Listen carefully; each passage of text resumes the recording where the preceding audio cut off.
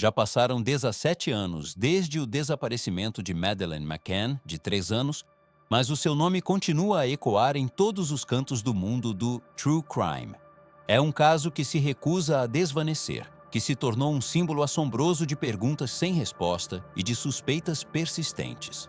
Os arquivos oficiais contam milhares de páginas. Os suspeitos surgiram e desapareceram, mas a verdade permanece escondida nas sombras.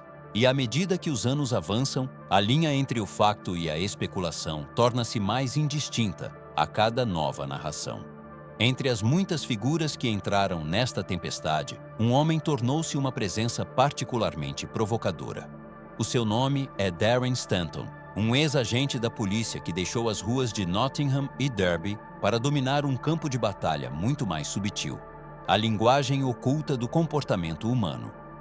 Para a comunicação social e para o público, ficou conhecido como o detetor de mentiras humano, um homem que afirmava conseguir ver o que os outros não viam, gestos, expressões, lapsos de linguagem que revelavam fissuras sob palavras cuidadosamente escolhidas.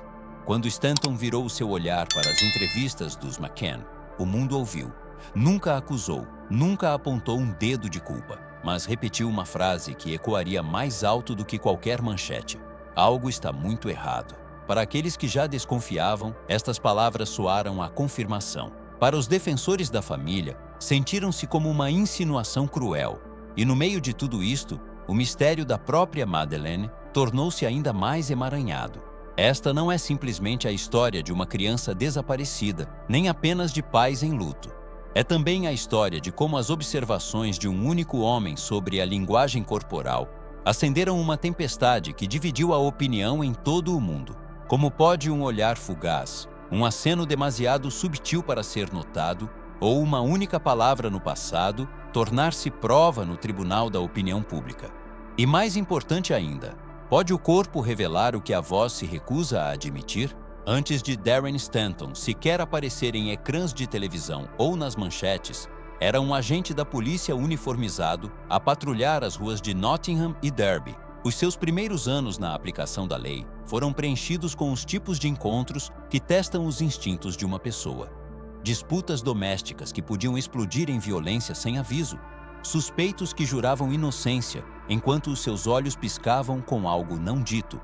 E entrevistas onde a diferença entre a verdade e as mentiras podia determinar a justiça. Foi nestas situações tensas, cara a cara, que Stanton começou a notar algo que outros ignoravam. As pessoas mentiam com palavras, mas os seus corpos muitas vezes traíam-nas.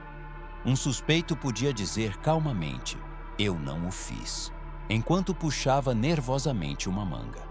Uma vítima podia insistir que estava bem, mas as suas mãos trêmulas contavam outra história. Para Stanton, esta discrepância tornou-se uma fascinação. Com o tempo, a fascinação transformou-se numa especialidade. Deixou para trás o ritmo das ruas e dedicou-se a estudar psicologia, comunicação não verbal e a frágil linha onde a fala consciente colide com as fugas do subconsciente. A sua transição foi dramática, mas estranhamente natural. De relatórios policiais e interrogatórios, passou para o mundo mais vasto da análise comportamental. A comunicação social rapidamente reparou. Os produtores viram nele não apenas um ex-agente, mas alguém que podia traduzir sinais ocultos para uma linguagem simples para o público. Seguiram-se aparições televisivas, programas matinais, especiais de crimes, até mesmo transmissões políticas. Stanton dissecou a compostura rígida de Rupert Murdoch durante o escândalo da pirataria telefônica, desvendou a retórica inflamada de Donald Trump e leu a linguagem corporal do príncipe Harry no dia do seu casamento. Em cada caso, o seu comentário ofereceu ao público o que este ansiava: a sensação de que, para além de declarações polidas e treino mediático, uma verdade humana ainda se revelava. A imprensa apelidou-o de detetor de mentiras humano, um rótulo tanto lisonjeiro quanto perigoso. Sugeriu um dom sobre-humano, embora o próprio Stanton sempre tenha contestado esse mito. Ele insistia que a sua arte não era magia, mas observação. Décadas a treinar o olho para ver o que a maioria ignora. O seu papel nunca foi condenar ou absolver, mas realçar as fissuras, a dissonância, os sinais inquietantes que as palavras por si só não conseguiam explicar. Quando lhe pediram para comentar o caso McCann, Stanton já tinha construído uma reputação como um dos especialistas mais reconhecidos da Grã-Bretanha em engano.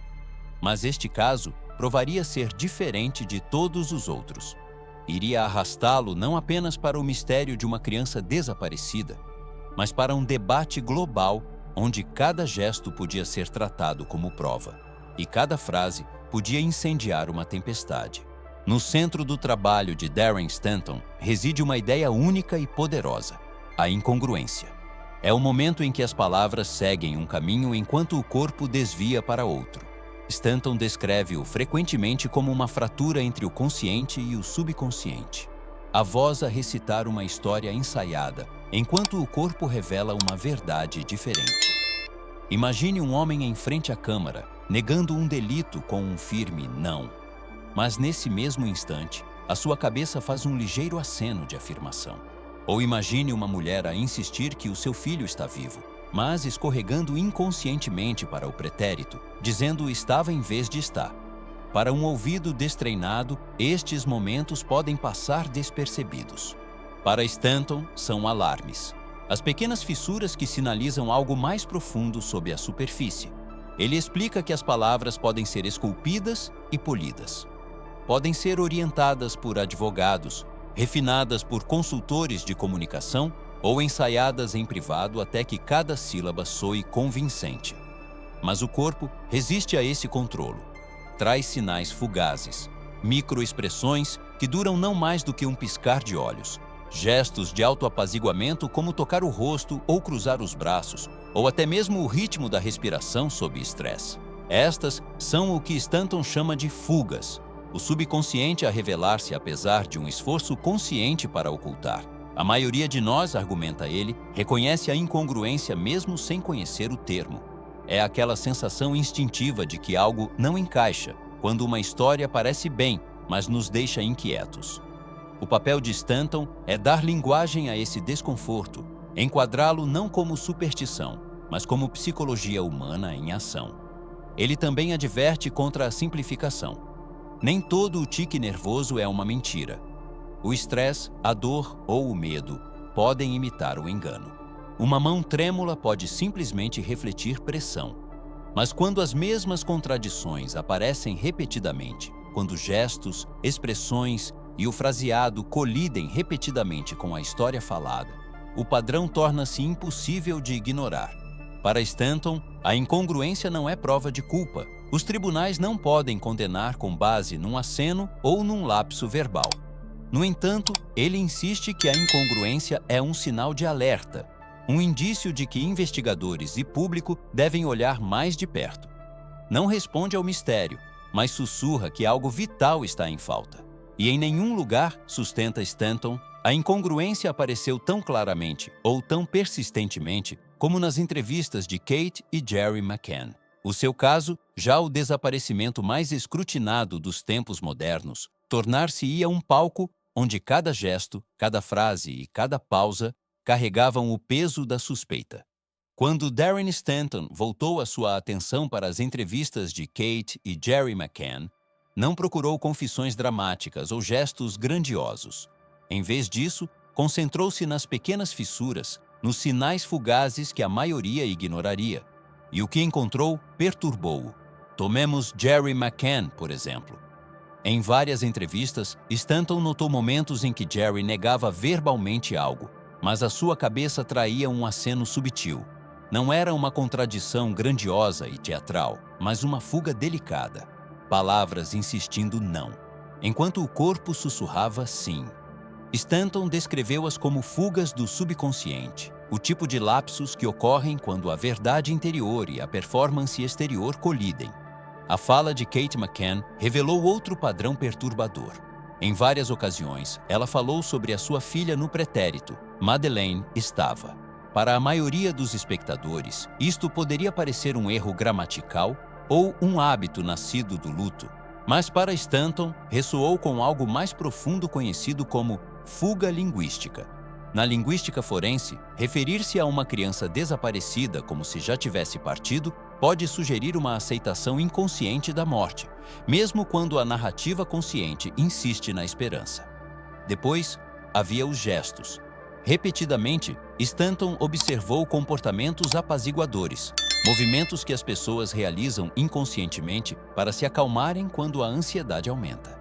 Jerry esfregou o nariz, tocou no rosto, moveu a mandíbula quando o interrogatório se tornou intenso. Kate levou a mão à boca, roçou os lábios com os dedos ou cruzou os braços firmemente sobre o peito. Estes, explicou Stanton, são autoconfortos, a forma do corpo de libertar pressão. O momento destes gestos impressionou-o mais. Não apareceram durante expressões de luto, mas surgiram quando o casal enfrentou perguntas diretas sobre a noite em que Madeleine desapareceu. Para Stanton, isto não era coincidência. Era um padrão. Quanto mais os entrevistadores se aproximavam dos detalhes cruciais, mais os seus corpos gritavam desconforto, mesmo enquanto as suas palavras se mantinham medidas. E depois vieram as microexpressões, aqueles flashes de emoção crua que percorrem o rosto em menos de um segundo. Um dos momentos mais marcantes ocorreu quando Kate escorregou para o pretérito ao falar de Madeleine. Nesse instante, Stanton notou uma microexpressão de tristeza breve, mas inconfundível. Lábios virados para baixo, sobrancelhas franzidas, olhos semicerrados de dor. Era luto, mas um luto expresso como se fosse por alguém já perdido. Para Stanton, nenhum destes sinais equivalia à prova. Ele repetiu este ponto várias vezes. A linguagem corporal não pode condenar, não pode estabelecer culpa aos olhos da lei.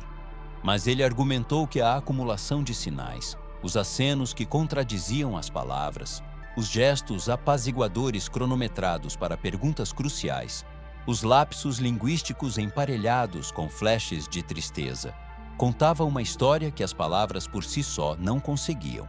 Para ele, as entrevistas dos McCann não eram meras conversas com a imprensa.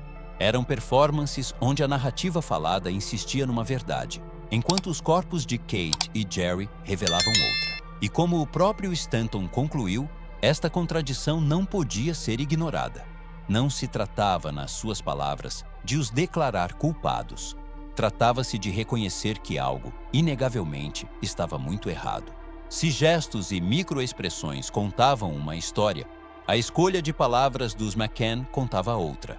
Darren Stanton não apenas escrutinou o corpo, também ouviu atentamente a linguagem, as formas súbitas como as pessoas enquadram as suas narrativas. E o que ele ouviu nas entrevistas de Kate McCann perturbou-o. Numa ocasião, Kate declarou: "Eu quero contar a minha versão."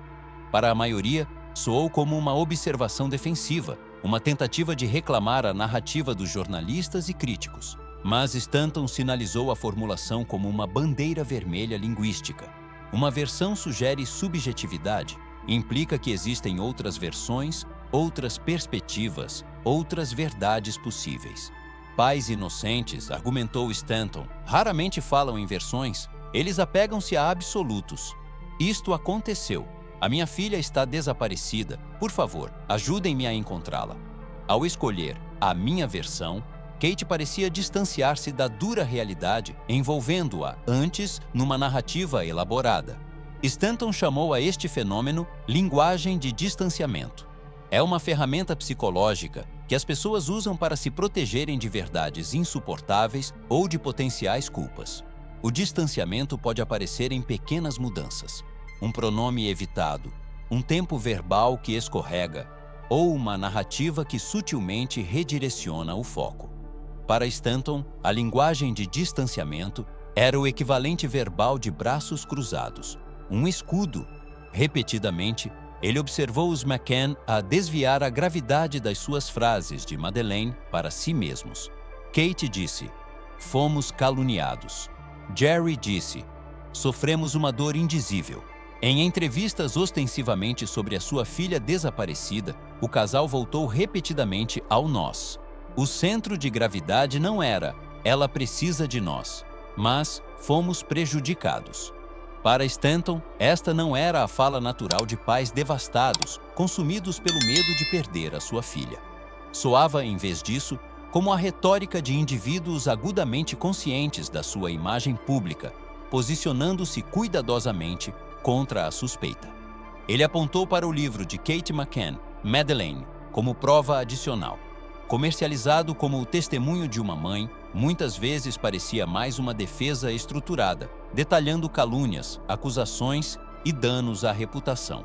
A própria Madeleine, embora presente em todo o livro, parecia por vezes desvanecer-se no pano de fundo do calvário dos seus pais. Stanton não chegou a afirmar que isto revelava engano, mas ele insistiu que revelava incongruência. Outra fratura entre o que se esperaria de pais angustiados e o que foi realmente dito. Para ele, a dependência dos McCann na linguagem de distanciamento não era um detalhe neutro, era mais uma bandeira amarela, outro sinal de que a narrativa e as emoções por trás dela não estavam totalmente alinhadas. As próprias palavras, na sua opinião, traíam uma gestão cuidadosa das aparências, em vez de um desespero não filtrado. E uma vez que o público notou esta mudança, uma vez que contaram quantas vezes nós substituía ela, tiveram dificuldade em ignorá-lo. O que Stanton iluminou não foi prova, mas um padrão preocupante. Palavras destinadas a proteger os McCann, em vez disso, aprofundaram a dúvida pública, deixando muitos a perguntar se a sua linguagem revelava mais do que eles alguma vez pretenderam. Para Darren Stanton, o caso McCann não existia de forma isolada. Para entender a incongruência, ele sempre observava padrões em diferentes investigações, onde a linguagem corporal tinha revelado verdades ocultas e onde tinha enganado. Dois exemplos tornaram-se centrais na forma como ele contextualizou os McCann: Chris Watts, nos Estados Unidos, e um caso de duplo homicídio na Índia. A história de Chris Watts permanece uma das ilustrações mais arrepiantes de incongruência que Stanton alguma vez discutiu. Em 2018, Watts apareceu na televisão implorando pelo regresso seguro da sua esposa e das suas 2 filhas pequenas. À primeira vista, parecia calmo, até cooperativo. Encarou as câmaras com olhos firmes, proferiu declarações com compostura e apresentou-se como um marido desesperado em busca de respostas. Mas Stanton e outros especialistas em comportamento notaram contradições flagrantes. Enquanto professava angústia, Watts sorria levemente. Enquanto implorava pelo regresso seguro da sua família, estava com os braços casualmente cruzados, o seu tom estranhamente relaxado. As palavras gritavam urgência, mas o seu corpo sussurrava engano. Dias depois, a máscara desabou. Watts confessou ter assassinado a sua esposa e filhos. A incongruência, óbvia em retrospectiva, tinha sido a traição teimosa do corpo a uma verdade oculta. Mas Stanton também lembrou o público do perigo oposto, a má interpretação. Ele citou frequentemente o caso indiano em que uma adolescente e um empregado doméstico foram encontrados mortos na casa da família. A suspeita recaiu rapidamente sobre a mãe da rapariga. Em entrevistas televisivas, ela parecia rígida, defensiva e inexpressiva. Analistas na altura assinalaram a sua linguagem corporal como suspeita. Braços cruzados, falta de contato visual, fala entrecortada. No entanto, mais tarde, tornou-se claro que estes supostos sinais de alerta eram hábitos de toda a vida, traços culturais e peculiaridades de personalidade. Não tinham nada a ver com culpa. O que parecia ocultação era simplesmente a forma como ela sempre se tinha comportado. Juntos, estes 2 casos tornaram-se as ferramentas de ensino de Stanton. Watts mostrou como a incongruência pode trair as verdades mais sombrias. A mãe indiana mostrou como a incongruência pode enganar sem contexto. Ambas as histórias temperaram a sua análise dos McCann. Por um lado, o volume de incongruência que ele observou, acenos súbitos, fugas linguísticas, gestos de autoapaziguamento, era maior do que na maioria dos sujeitos inocentes.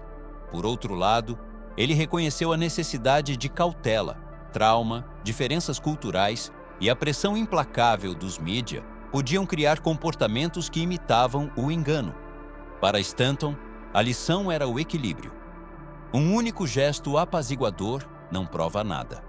Um lapso para o pretérito pode simplesmente refletir luto. Mas quando tais sinais aparecem repetidamente, consistentemente, e especialmente em momentos em que as perguntas tocam mais de perto na verdade, não podem ser descartados. Os McCann, argumentou ele, exibiram uma frequência invulgarmente alta de tais sinais. Não prova, não um veredicto, mas anormal o suficiente para exigir atenção. Quando as observações de Darren Stanton sobre os McCann chegaram ao público, espalharam-se como um incêndio. As suas palavras caíram num cenário já dividido, onde a suspeita e a simpatia se confrontavam há anos. No momento em que ele proferiu a frase assombrosa, "Algo está muito errado", o mundo estava pronto para a agarrar. Para aqueles que tinham desconfiado de Kate e Jerry McCann desde o início, a análise de Stanton soou como uma vindicação. As sessões de comentários encheram-se de alívio. Finalmente, alguém profissional vê o que vimos desde o início. Para eles, Stanton não era apenas um analista. Era o contador da verdade, que ousara insinuar o que os oficiais se recusavam a dizer. As suas frases, especialmente aquele refrão arrepiante, tornaram-se gritos de guerra em fóruns online, citadas como prova num julgamento que nunca tinha ocorrido em tribunal. Do lado oposto, os apoiantes dos McCann viram o seu comentário como cruel e irresponsável. Argumentaram que Stanton tinha alimentado teorias da conspiração, que tinha transformado pais em luto em peças de exposição para entretenimento público. Linguagem corporal não é ciência, escreveram os críticos. É apenas adivinhação disfarçada de perícia. Para eles, as observações de Stanton não passavam de especulação, e ao dar-lhes palco, os meios de comunicação social tinham aprofundado uma tragédia já insuportável. A imprensa amplificou a divisão. Os tabloides publicaram manchetes que distorciam as palavras cautelosas de Stanton em insinuações diretas. Especialista em linguagem corporal, diz que McCanns escondem algo. A nuance desapareceu na busca por sensacionalismo. A sua frase cuidadosa, um aviso, não um veredicto, tornou-se uma arma contundente, empunhada por ambos os lados do debate. Os apoiantes dos McCann descartaram a cobertura como manipuladora. Os céticos agarravam-se a ela como validação. Desta tempestade, emergiram 3 teorias dominantes, alimentadas pela análise de Stanton. A primeira era a ideia de um encobrimento, que os pais estavam a ocultar algo, fosse negligência, conhecimento de um acidente ou algo mais sombrio. A segunda teoria sugeria um acidente, que Madeleine tinha morrido no apartamento por acidente, talvez uma queda ou uma overdose, e que o pânico levou ao encobrimento. A terceira teoria era mais subtil, a noção de confissões embutidas.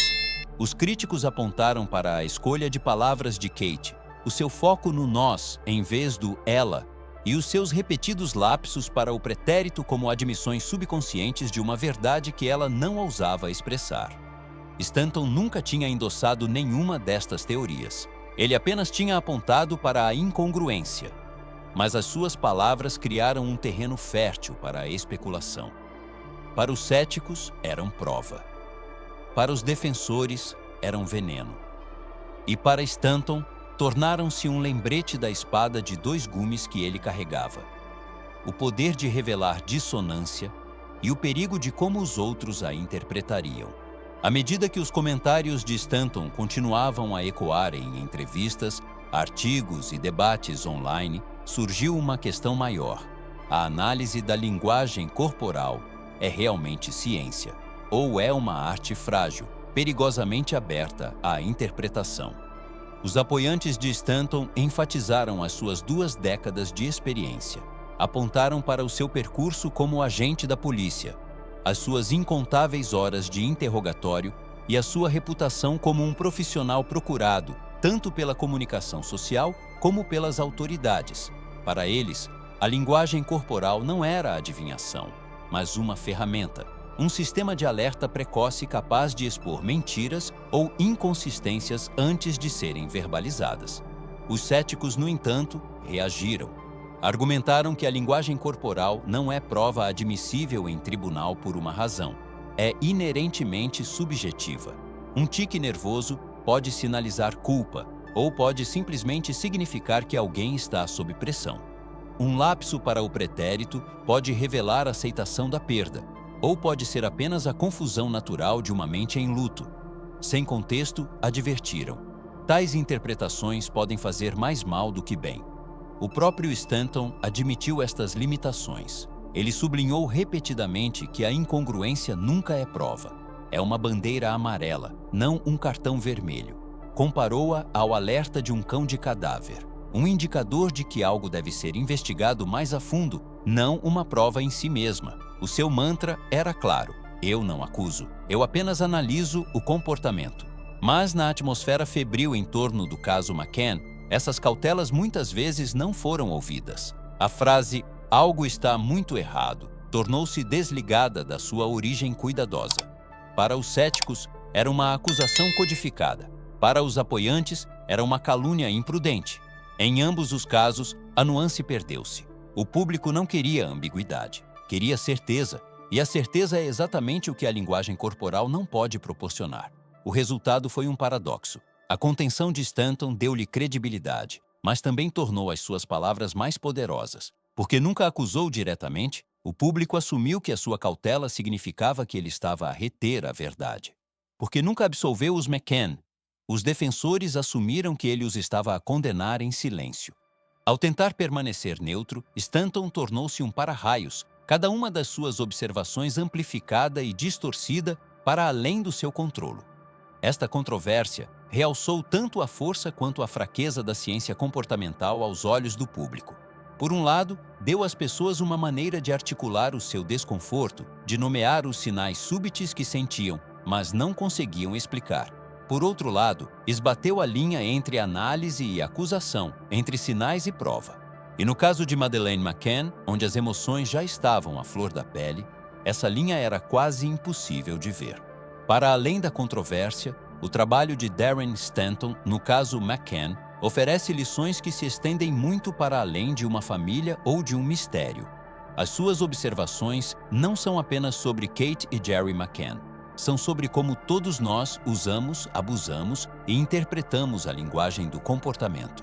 Para as pessoas comuns, a lição é prática. Stanton insta-nos a prestar atenção aos sinais subtis na vida diária, o encolher de ombros fugaz que contradiz palavras de confiança, a microexpressão de irritação que escapa a um sorriso, o gesto de autoapaziguamento quando uma pergunta se aproxima demasiado.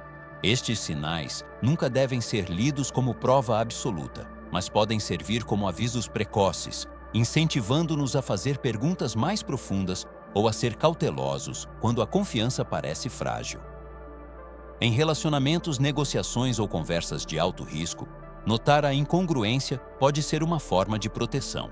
Para a comunicação social, a lição é sobre responsabilidade. A análise de Stanton mostrou como uma frase cuidadosa pode ser facilmente amplificada numa manchete que distorce o significado. Algo está muito errado. Nunca foi concebido como um veredicto, mas nas mãos dos tabloides tornou-se um. Jornalistas e radiodifusores devem lembrar que a linguagem corporal é uma lente, não um martelo de juiz. Tratá-la como prova concreta é arriscar não só desinformar o público, mas também marcar as vidas daqueles sob escrutínio. Para os próprios McCann, a lição é mais sombria. As suas entrevistas, repetidas infinitamente, garantiram que os seus gestos e palavras viveriam como parte da mitologia do caso. Cada toque em si mesmos, cada lapso verbal, cada braço cruzado tornou-se tão duradouro na memória pública quanto os fatos da investigação. Mesmo que a inocência seja presumida, o resíduo da suspeita persiste, porque o comportamento humano, uma vez analisado, nunca pode ser desvisto. E para Stanton, talvez a lição seja a mais complexa de todas. A sua carreira ensinou-lhe que o corpo resiste ao engano, que a verdade escapa de maneiras que nem sempre podemos controlar. Mas também lhe ensinou que a interpretação é perigosa, que o contexto importa e que a neutralidade é quase impossível, uma vez que um caso capta a atenção do mundo.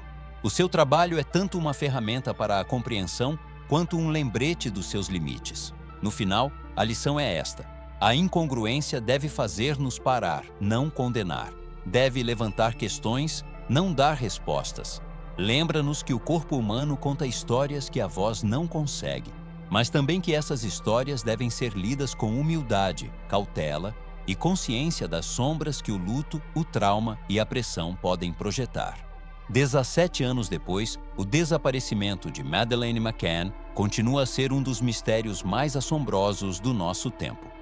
Apesar de inúmeras investigações, mudanças de suspeitos e volumes de arquivos oficiais, a verdade nunca foi descoberta. Nesse vazio, Darren Stanton interveio, não como um detetive armado com provas, mas como um intérprete de sinais humanos. E embora ele nunca acusasse, nunca declarasse culpa, as suas palavras reformularam a narrativa de formas que não podem ser desfeitas. Algo está muito errado.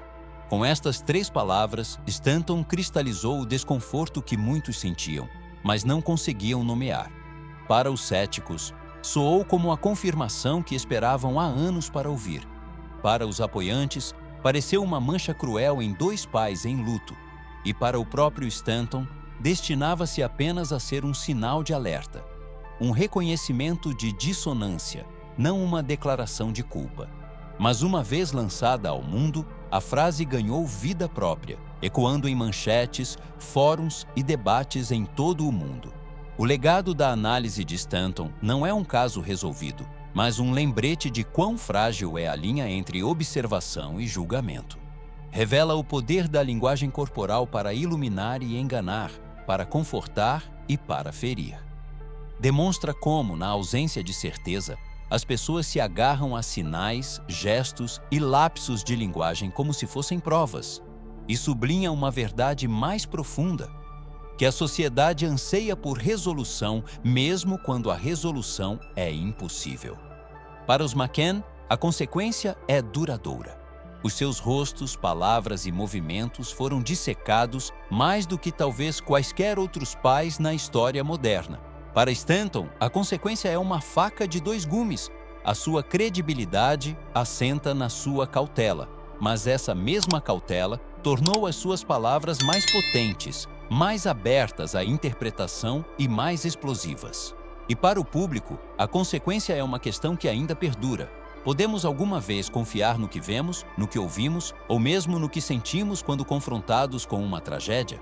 A resposta de Stanton é ponderada. Confie nos sinais, mas nunca os confunda com prova.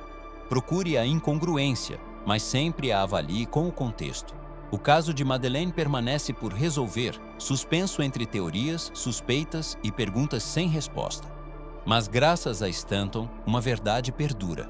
O corpo humano, por mais cuidadosamente gerido, tem uma voz própria. Sussurra em gestos, pisca no rosto, vaza na gramática e em lapsos de linguagem.